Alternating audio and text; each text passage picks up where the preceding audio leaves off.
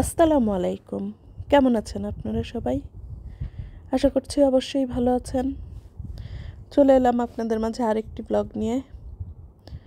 তো থাম্বনেল দেখে অবশ্যই বুঝে গেছেন যে এটা কিসের ব্লগ হতে যাচ্ছে। হ্যাঁ, যমুনা ফিউচার পার্কে। আজকে যাচ্ছি যমুনা ফিউচার পার্ক। তো চলুন যাই। যাওয়ার পথে দেখতে পাচ্ছেন রাস্তায় তেমন কোনো জ্যাম ছিল না। সন্ধ্যার সময় প্রকৃতিটা খুবই সুন্দর ছিল। এই যে আমরা অলরেডি চলে আসলাম যমুনা ফিউচার পার্কে। তো চলুন ভিতরে যাই, তারপর বাকি কথাগুলো হবে। আমি নর্মালি এই জায়গাটার নামি না, এখানে নামতে গেলে একটু ভিড় হয়, সে কারণে আর কি খুব তাড়াহুড়া করে নামতে হয়।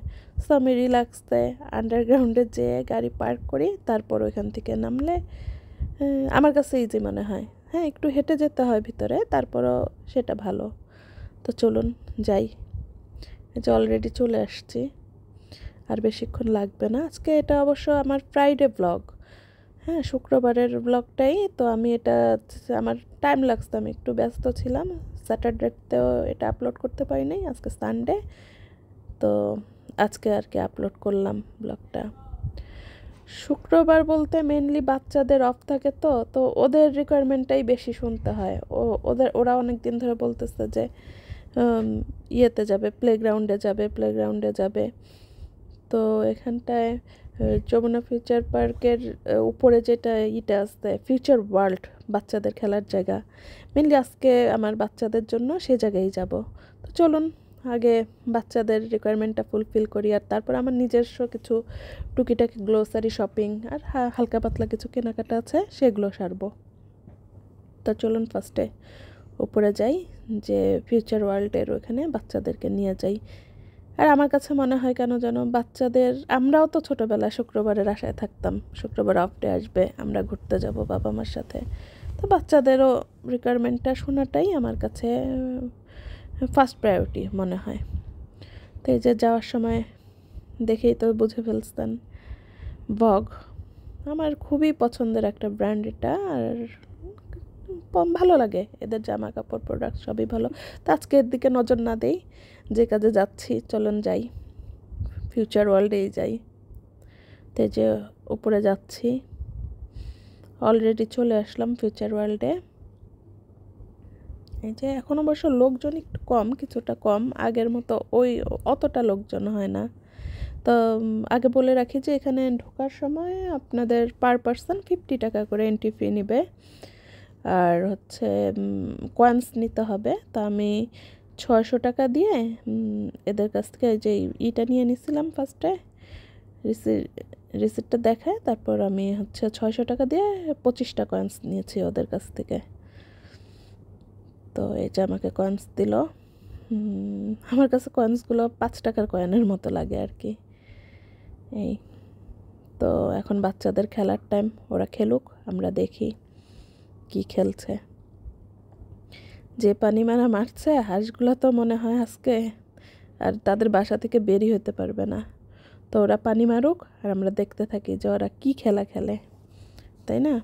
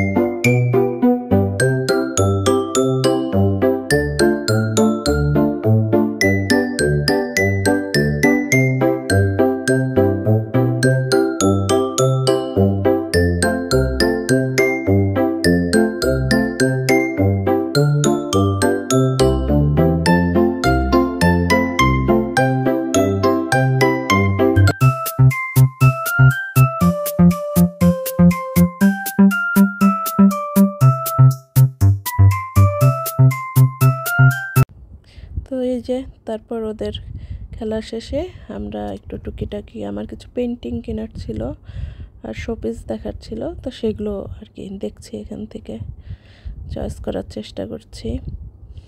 আর বাসার জন্য টুকিটাকি কিছু নেওয়ার ছিল। মহিলা মানুষের যা হয়, যাই দেখি তাই ভালো লাগে। আর আমি মেনলি যদি আমার চোখে কোনো কিছু সুন্দর লাগে যেটা সচরাচর দেখা যায় না, তো ওই জিনিসটা আমি পেলে নিয়ে নেওয়ার চেষ্টা করি। তা আপনারাই বলেন এই জিনিসটা কেমন হলো। আমার কাছে তো ভালো লেগেছে, এখন আপনারা বলবেন জিনিসটা কেমন। তো এটা নিলে আমার কাছে মনে হচ্ছে যে শীতের দিনে এটা যখন জ্বলবে তাও মনে হবে যে না, রুমটা মনে হয় গরম আসতে, ওটা দেখলেই মনে হবে যে একটা গরম গরম ফিল আসছে এর ভিতরে, এই আর কি। তা আপনারাই বলেন কেমন লাগছে দেখতে। তারপরে যে আমরা চলে আসলাম একদম নিচে, যমুনা ফিউচার পার্কের নিচে যে হোলসেল ক্লাবটা আছে ওখানেই ঘোরাঘুরি করে ক্ষুধা লেগে গেছে। মেনলি বিকেলের সন্ধ্যার যে স্ন্যাক্স আছে সেগুলো আমরা খেলাম, তেমন না, টুকিটাকি যার যেটা ইচ্ছা সেগুলো খাওয়া শেষ করে তারপর আমরা এই যে আমাদের বাজার সদাইগুলো করার জন্য চলে আসলাম। আমি সাধারণত এই জায়গার এইগুলো যেগুলো আছে আর কি, গরুর গোশ, খাসির মাংস, এই জিনিসগুলো আমার ভালো লাগে। এই জায়গার খুবই ফ্রেশ আর কি। আমি এর আগেও নিয়েছি, এখনও নিচ্ছি। আমি মেনলি নিতে হলে গরুর গোশ, খাসির গোশ যেটাই লাগে এখান থেকে নেওয়ার চেষ্টা করি, কারণ আমার কাছে মনে হয় এটা ফ্রেশ। এখন আপনাদের কাছে কেমন লাগে সেটা আপনারাই ভালো বলতে পারবেন। তো এই যে, আর দামটাও মোটামুটি রিজনেবলের মধ্যেই এদের ইটা থাকে। তো গরুর ওই এটা নিয়ে, এটা ছাগলের এটা দেখছিলাম যে এটা কেমন ওজন হয়, কতটুক হয় কি। তো এরা নেওয়ার পর এরা ওজন করে এটাকে সুন্দর করে পিস পিস করে কেটে আমাদের জন্য রেডি করে দেয় আর কি। তো এখন দেখা হচ্ছে, দেখে ওরা ওজন দিবে। তো এই আর কি। আর এই খালাম্মা তো তার প্রোডাক্ট বিক্রির জন্য সে একদম সব রেডি করে আগে খাওয়াচ্ছে, তারপর সে তার প্রোডাক্ট বিক্রি করছে। তো দেখলাম ভালোই, দেখে কিছু নিলাম টুকিটাকি। তারপর এই যে তেল, ভেজিটেবল অয়েলটা মেনলি শরীরের জন্য খুবই ভালো, হেলদি। সয়াবিন অয়েলের চেয়ে খুব ভালো ভেজিটেবল অয়েলটা। তারপর এই যে টোনা ফিশ, বাচ্চারা খুব পছন্দ করে টোনা ফিশটা, ওদের জন্যই নেওয়া। এই আর কি, এটা ছিল স্যালমন ফিশ, কিন্তু আমি টোনা ফিশটাই নিয়েছি, এটা আর নেওয়া হয়নি পরে। তো এই আরও যা আছে দেখাচ্ছি, সামনে আছে আর কি। এখন ওরা বাচ্চারা আর ওর বাবা ওরা মিলে জুস সিলেক্ট করছিল, কে কোন জুস নেবে, কফি, জুস। তো সেগুলো নেওয়ার পালা, এগুলো নেওয়া হচ্ছে। আসেন দেখি কে কী নিচ্ছি আমরা।